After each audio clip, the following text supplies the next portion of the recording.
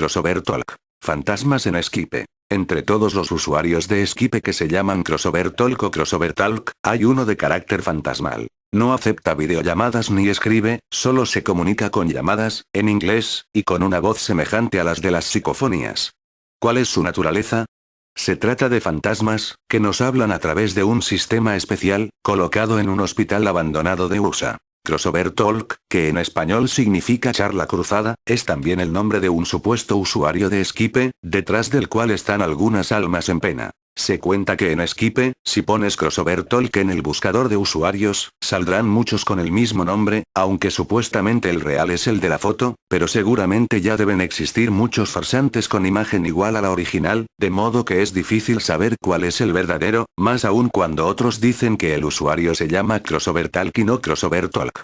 Sea cual sea su nombre, y suponiendo que llegues a agregar al verdadero, nunca debes hacerle videollamada, jamás la acepta, sino solamente llamada. La historia dice que, detrás del usuario Crossover Talk nos referimos al verdadero, y asumimos que este es su nombre, existe un micrófono especial, creado para captar psicofonías. O, en otras palabras, concebido para captar los ruidos y las palabras emitidas por los espíritus, en este caso, por los espíritus de un hospital.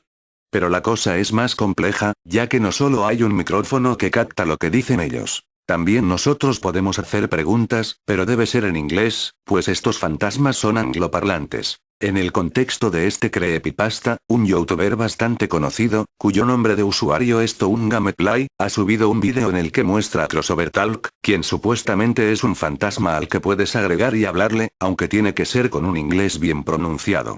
Si lo encuentras y él te acepta, te hablará con una voz grave, de textura semejante a las voces de psicofonías, y con interferencias en el fondo acústico. Aquí resulta curioso que hablamos de un fantasma determinado, antes que de un sistema en el que cualquier fantasma de un sitio puede prestarse para responderle al usuario.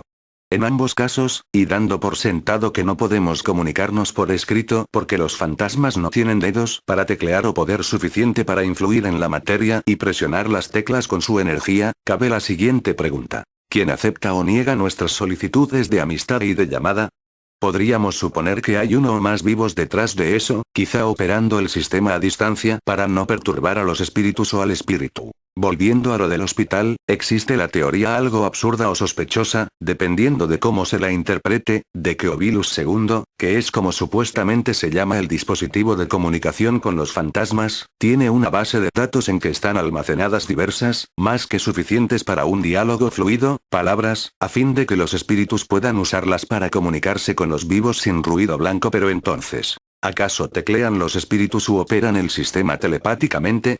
Lo único que tiene sentido, es suponer que el sistema trabaja del siguiente modo. 1. El sistema capta un sonido. 2. El sonido ingresa en la base de datos. 3. El sonido es comparado con todos los sonidos correspondientes a las palabras o combinaciones de palabras existentes en la base de datos, los cuales lógicamente se extraen por medio de programas. 4. El sistema elige, dentro de su base de datos, el sonido más semejante al sonido inicialmente captado, que puede corresponder a un simple ruido, a una palabra, o a una secuencia de palabras. 4. El sistema transmite al receptor, quien elija comunicarse con los muertos y esté realizando la llamada, el sonido elegido, que equivale a lo captado y por tanto, cuando un espíritu ha querido decir algo, a lo que ese espíritu ha querido decir.